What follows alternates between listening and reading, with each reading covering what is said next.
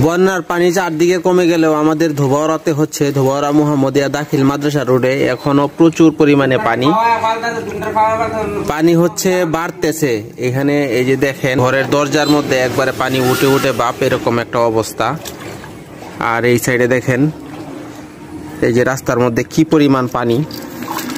আমি চাইছিলাম ওইদিকে যাব, কিন্তু ওইদিকে একদম কমর পানি হয়ে গেছে। ধোবাউড়া মোহাম্মদিয়া দাখিল মাদ্রাসার মাঠে একদম কমর পানি হয়ে গেছে, এই জন্য সামনের দিকে যাওয়ার সাহস পাইতেছি না।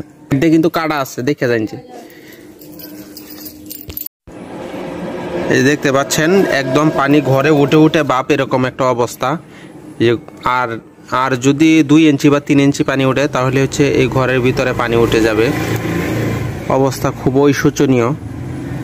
আর এদিক দিয়ে অবশ্য আমার ঘরটা একটু উঁচা আছে, উঁচা থাকলে কি হবে, এই পানির ভিতর দিয়ে